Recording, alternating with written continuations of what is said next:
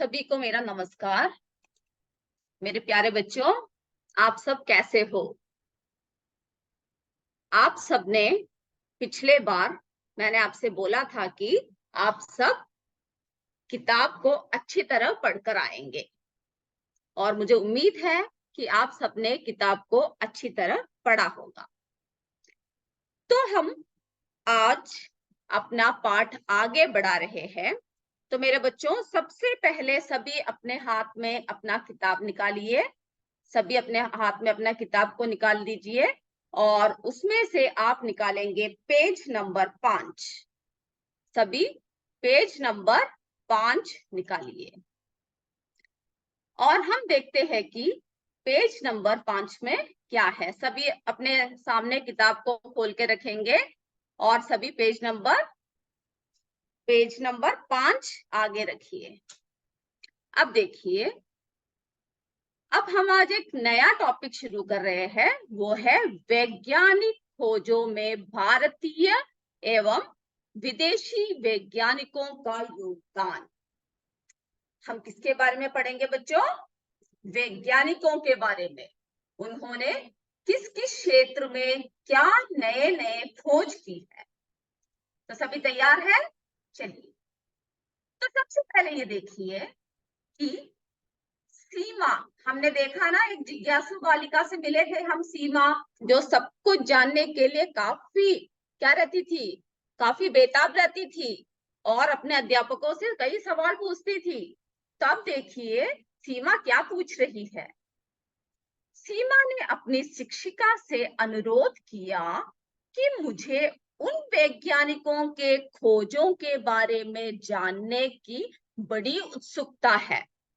ठीक है, सीमा ने क्या बोला कि मुझे उन वैज्ञानिकों के बारे में बताइए जिन्होंने महत्वपूर्ण खोजें की है। जिन्होंने क्या किया है बच्चों? जिन्होंने महत्वपूर्ण खोज की है ना।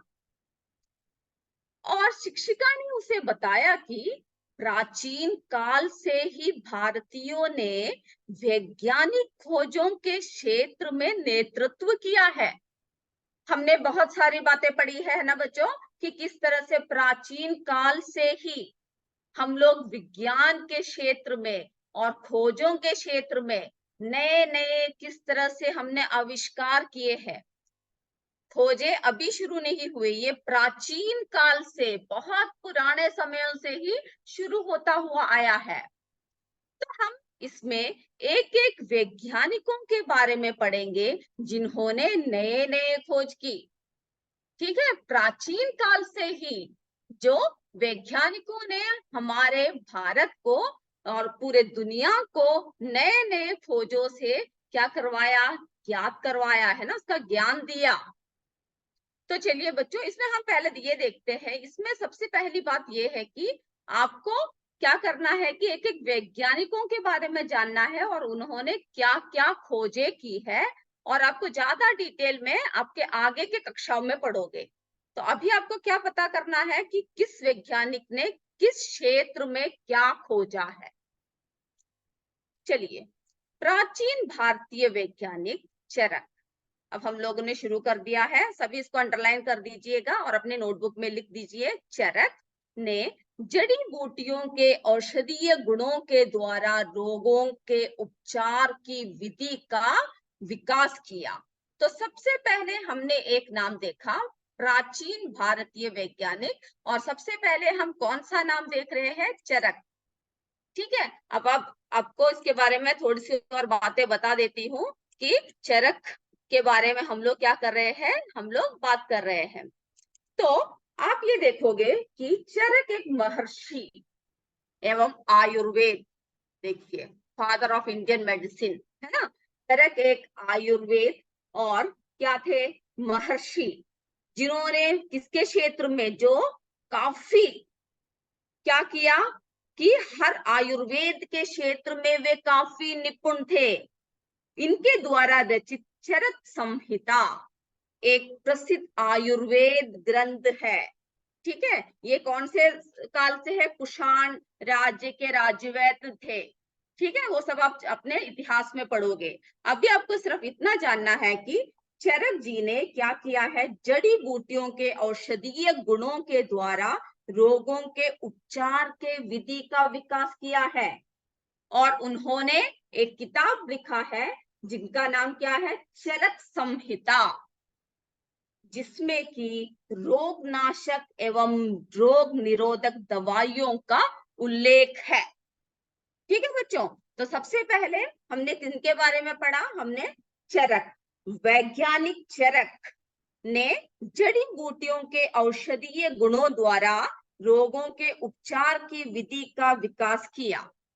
ठीक है, आपको सिर्फ इतना ही जानना काफी है कि वे आयुर्वेद के क्षेत्र में काफी निपुण थे।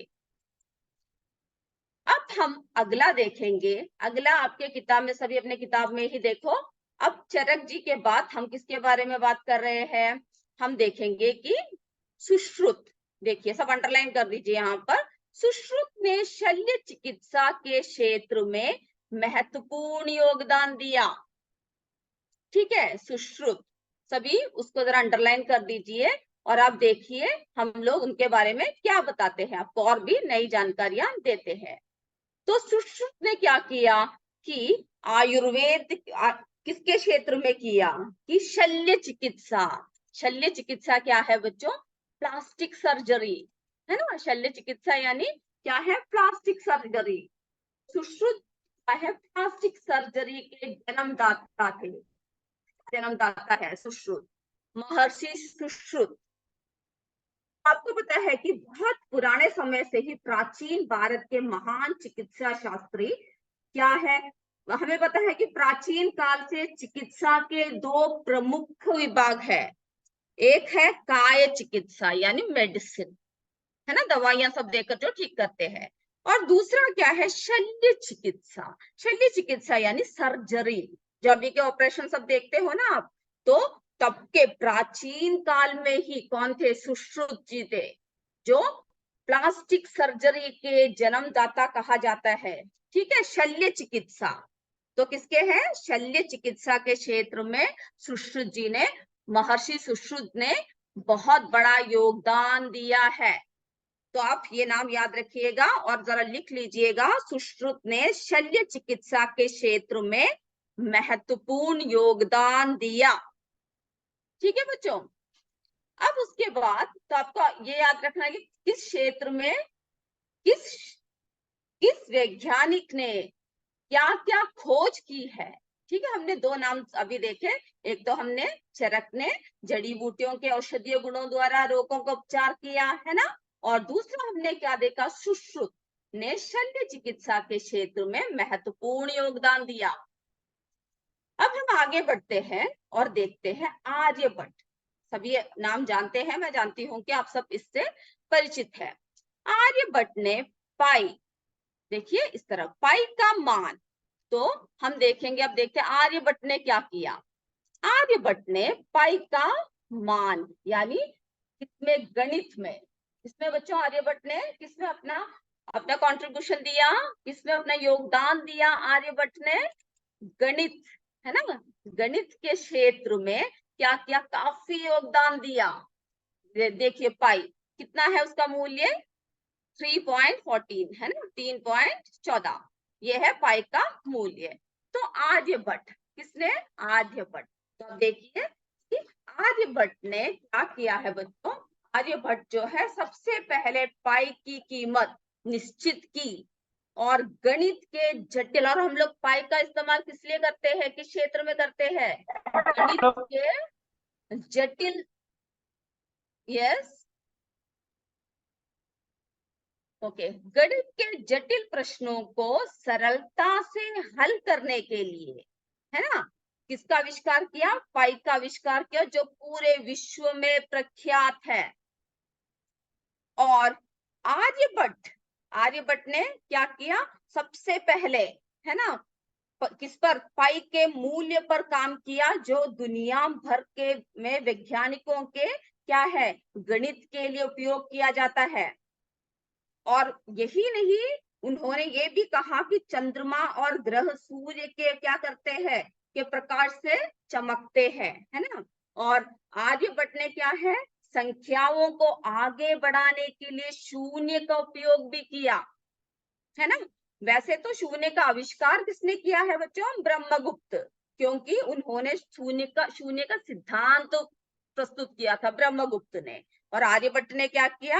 आर्यभट्ट ने ब्रह्मगुप्त से भी पहले शून्य का प्रयोग किया था, लेकिन सिद्धांत नहीं दे पाए, है ना। तो सिर्फ आप इतना जान लीजिए कि आर्यभट्ट ने क्या किया है। आपके किताब में सिर्फ अभी इतना ही आपको जानना है कि पाई, है ना, पाई का मान रखा। किसने रखा? आर्यभट्ट जी ने। चलिए अब अपने किताब में आगे बढ़ते हुए देखते हैं अगला किसके बारे में दे रखा है। ठीक है, अगला देखिए, श्रीधराचार्य। ये नाम सब आप अंडरलाइन कर लीजिएगा और उन्होंने क्या योगदान दिया उसके बारे में आप लिखिए।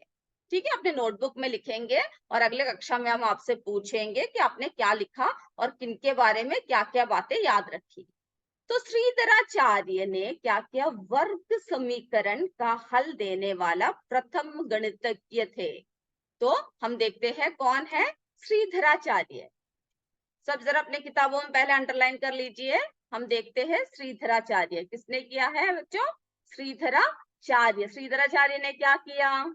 श्रीधराचार्य ने, देखिए देखिए श्रीधराचार्य जी, ये देखिए को दिख रहा है ना श्रीधराचार्य। आप जरा तस्वीरें भी जरा देख लीजिए, आपको याद रखिएगा। और ये शून्य की व्याख्या करने वाले विद्वान भी थे। ठीक है, प्राचीन भारत के एक महान गणितज्ञ थे श्रीधराचार्य। कौन थे?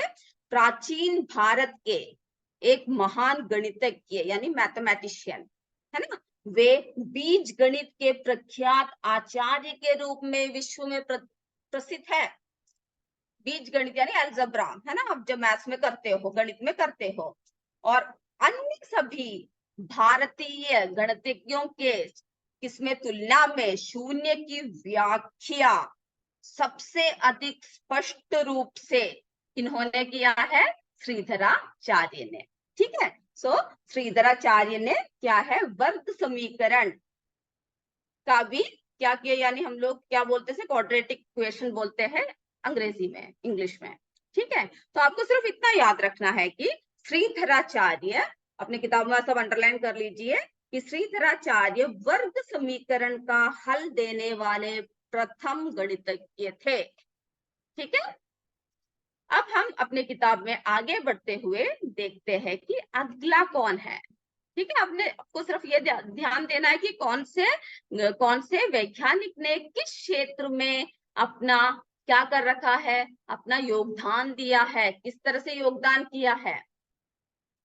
तो इस तरह से हमने इसमें प्राचीन भारतीय वैज्ञानिकों में सबसे पहले चरक के बारे में पढ़ा।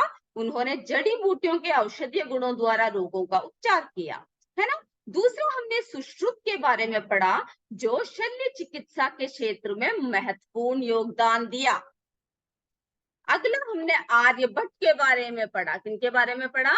आर्यभट्ट के बारे में पढ़ा, और जिन्होंने जो है पाई का मान, है ना, पाई की खोज की, जो गणित में हम आसानी से सब हल कर सकते हैं, हर सवाल आसानी से हल कर सकते हैं। फिर हमने श्रीधराचार्य के बारे में बात किया, जिन्होंने वर्ग समीकरण क्या करा? हल देने वाले प्रथम गणितज्ञ थे। तो अगले कक्षा में हम आपसे जब सवाल पूछेंगे तो हम पूछेंगे कौन से वैज्ञानिक ने किस क्षेत्र में काम किया, तो आपको ये याद होना चाहिए।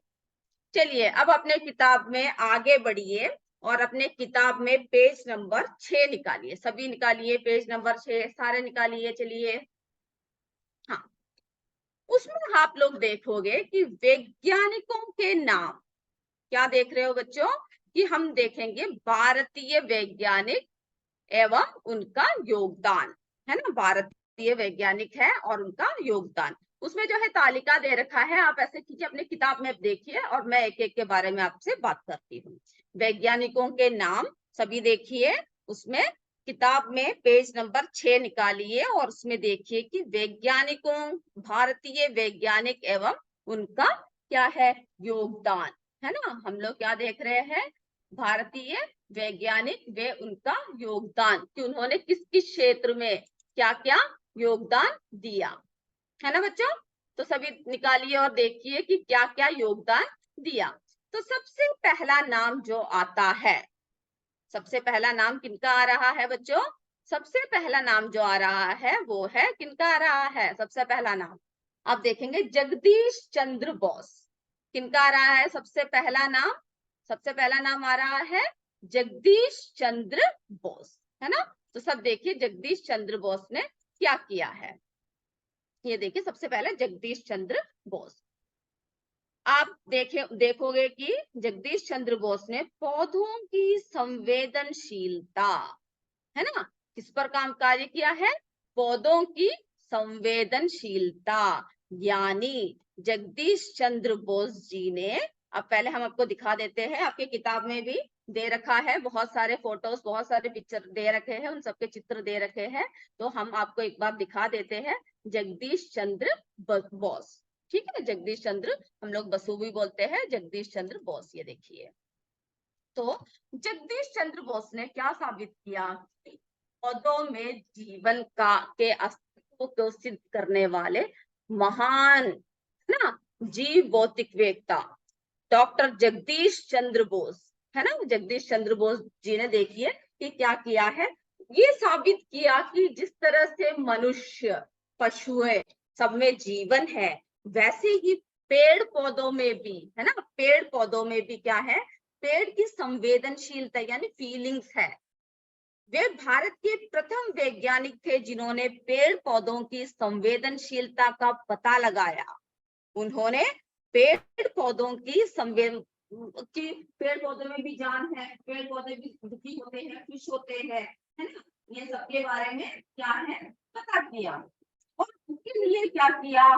क्रेस्कोग्राफ नामक यंत्र बनाया, जिससे पौधों के सूक्ष्म गतिविधियों को मापने का में वो काफी सक्षम रहे, है ना। और उन्होंने इस प्रयोग के माध्यम से दर्शाया कि पेड़ पौधों में भी क्या है, जीवन है।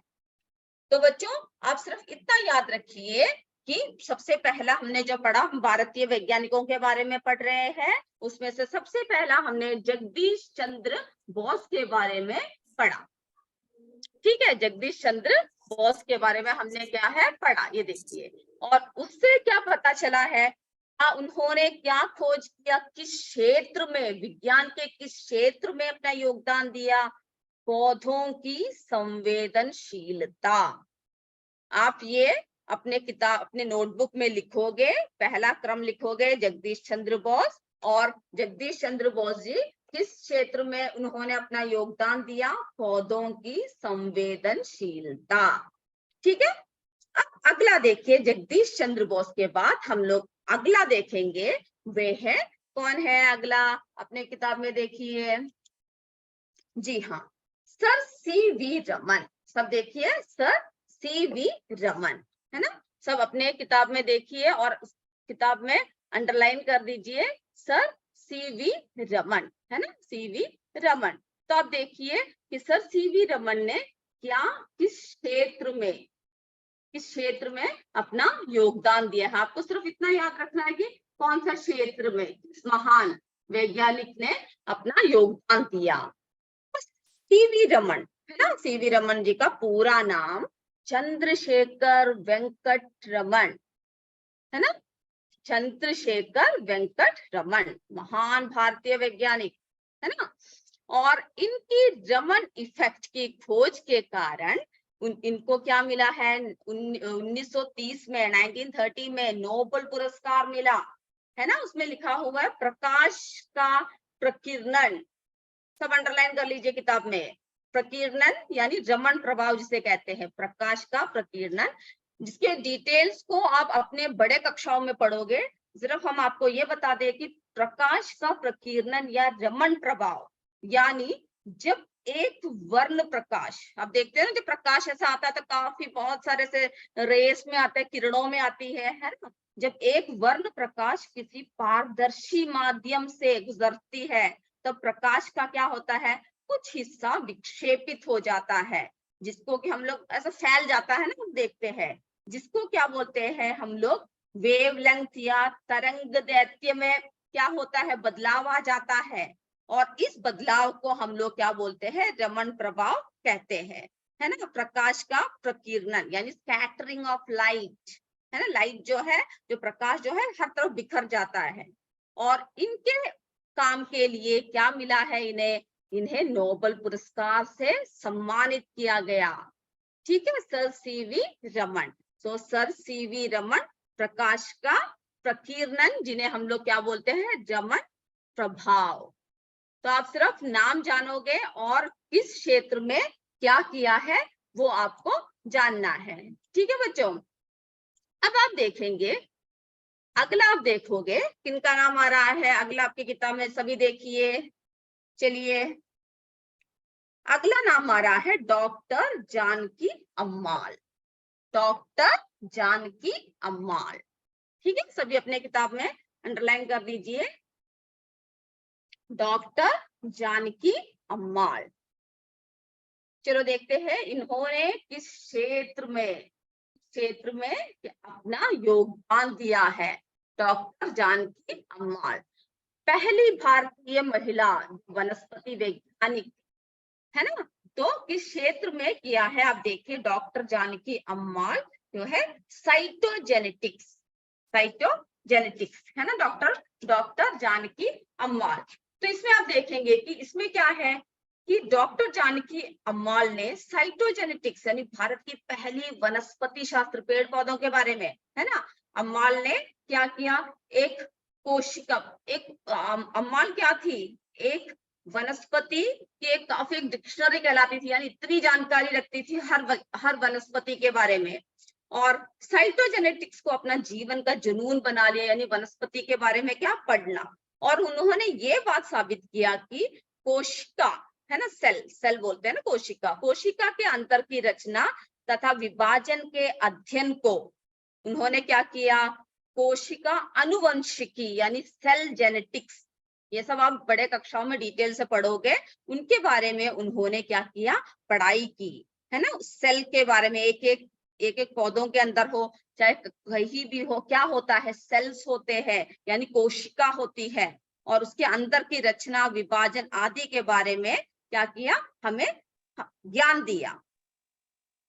और इससे क्या हुआ कि उत्पन्न कोशिकाओं की प्रवृत्ति को जानने में हमें मदद मिली, है ना, नेचर ऑफ सेल, कैसे कैसे नेचर्स है, कैसे कैसे कोशिकाएं हैं, कैसे कैसे विभाजन है, उन सब के बारे में, उनके अंदर की रचना को जानने के लिए हमारी किन्होंने मदद किया है, डॉक्टर जानकी अम्माल ने मदद की है। तो चलिए, तो आपको अब ये पता होना चाहिए, आप सिर्फ नाम याद रखिए, डॉक्टर जानकी अम्माल क्या है, साइटोजेनेटिक्स। आप सिर्फ ये दोनों चीजें याद रखें, किस क्षेत्र में उन्होंने अपना योगदान दिया है। ठीक है बच्चों, तो हमने आज क्या क्या पढ़ा, कितने कितने वैज्ञानिकों के नाम पढ़े। सबसे पहले हमने जगदीश चंद्र बोस के बारे में पढ़ा, जिन्होंने पौधों के संवेदनशीलता के बारे में, है ना, भारतीय वैज्ञानिकों की बात कर रहे हैं हम लोग। तो जगदीश चंद्र बोस ने क्या किया, पौधों के संवेदनशीलता के बारे में हमें बताया कि पौधों में भी जान होती है। और सर सीवी रमन ने क्या किया, प्रकाश का प्रकीर्णन, है ना, रमन प्रभाव। जब भी आप रमन प्रभाव पूछोगे तो किसका नाम लोगे, सर सीवी रमन।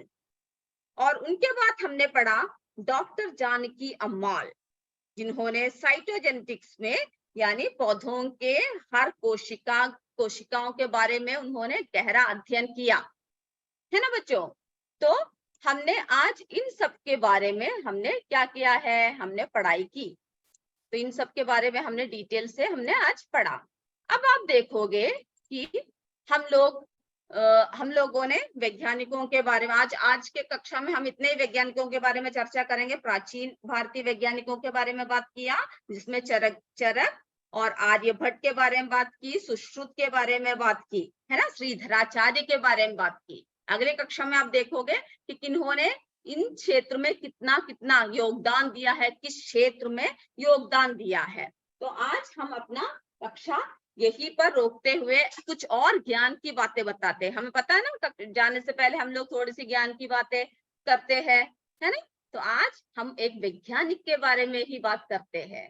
ठीक है बच्चों, हम लोग क्या करते हैं, एक वैज्ञानिक की जब बात हो रही है ना, तो हम लोग आज एक वैज्ञानिक के बारे में ही हम लोग बात करते हैं।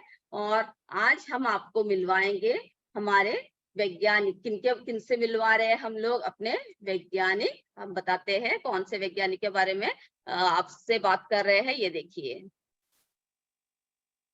देख रहे हो? ये देखिए, महान चिकित्सा विज्ञानी, miracle man of medicine, Yellapragada Subbarao, है ना, महान चिकित्सा विज्ञानी। अब चलो इनके बारे में हम लोग बात करते हैं। इनके बारे में हम आपसे बताते हैं कि इन्होंने किन क्षेत्र में क्या क्या योगदान दिया। ठीक है, हम इनके बारे में थोड़ी सी चर्चा कर ले। यह एक भारतीय वैज्ञानिक थे जिन्होंने कैंसर का उपचार में महत्वपूर्ण योगदान दिया। देखा, लिखा हुआ ना, मिरेकल मैन ऑफ मेडिसिन, है ना। एक भारतीय वैज्ञानिक थे जिन्होंने कैंसर के उपचार में महत्वपूर्ण योगदान दिया। वे भारत के महान चिकित्सा और वैज्ञानिक थे, है ना, वैज्ञानिक थे। उन्हें क्या कहा जाता था? मिरेकल मैन ऑफ मेडिसिन, है ना, कि काफी अद्भुत पैदा करते थे वो।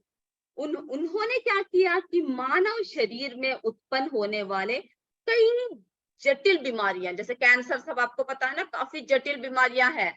तो उन्होंने क्या किया कि कई जटिल बीमारियों के बारे में उन्होंने क्या करा? उन्होंने खोज के दवाइयों की खोज किया। उन्होंने कई जटिल दवाइयों की खोज किया, जिसके फलस्वरूप क्या हुआ? कैंसर जैसी बीमारियों को समझने और उनके निदान में महत्वपूर्ण सहयोग मिला, है ना। चिकित्सा विज्ञान में कई अद्भुत औषधियों की खोज की। उन्होंने क्या किया? चिकित्सा के क्षेत्र में कई औषधीय विज्ञान, कई औषधों की खोज की। और डॉक्टर सुब्बाराव ने क्या किया? फाइलेरिया, एक रोग जिसमें कि क्या होता है, हमारे पैर सब सूज जाते हैं, है ना। फाइलेरिया रोग की दवाई का आविष्कार किया। और संग्रहणी रोग के इलाज के लिए उन्होंने फोलिक एसिड का प्रयोग किया। इस तरह से क्या है, उन्होंने एंटीबायोटिक का भी क्या है, उन्हीं की देन है। हमने एंटीबायोटिक के बारे में चर्चा किया था, वो भी क्या है, इन्हीं की देन है। तो हमें गर्व करना चाहिए ना कि हमारे भारत में क्या है, ऐसे ऐसे महान वैज्ञानिक पैदा हुए हैं जिन्होंने हमें काफी, हमारे हर क्षेत्र में, है ना, हर क्षेत्र में हमारे भारत को आगे बढ़ाया है, आगे बढ़ाया है। और हम लोग क्या हुए हैं? हम लोग हर क्षेत्र में सफल हुए हैं। दुनिया के सामने हम लोग काफी गर्व के साथ कह सकते हैं कि हम भी क्या है, भारतीय है ना। हमारे पुराने जमाने से, हमारे प्राचीन काल से हमने देखा, कितने हजारों सालों से नई नई खोजें, नई नई आविष्कार विज्ञान ने हमें दिया है, जिसकी वजह से आज हम इतने आगे बढ़े हैं। तो आज हम इसी के साथ अपनी कक्षा समाप्त करते हैं। और मेरे बच्चों, अगले कक्षा में आप अच्छे से पढ़कर आओगे, क्योंकि अगले कक्षा में हम आपके 10 अंक के परीक्षा लेंगे। ठीक है, हम आपके 10 अंक की परीक्षा लेंगे, तो आप अगले कक्षा में अच्छे से पढ़कर आओगे। और इसी के साथ मैं अपनी कक्षा समाप्त करती हूँ। और कोई भी आपको कुछ भी पूछना हो तो कोई प्रश्न करना तो अभी आप कर सकते हो, नहीं तो आप प्रश्न अगले कक्षा में लिख के आइए और आप पूछ सकते हो। इसी के साथ जय विद्या शक्ति, जय हिंद, जय भारत। धन्यवाद।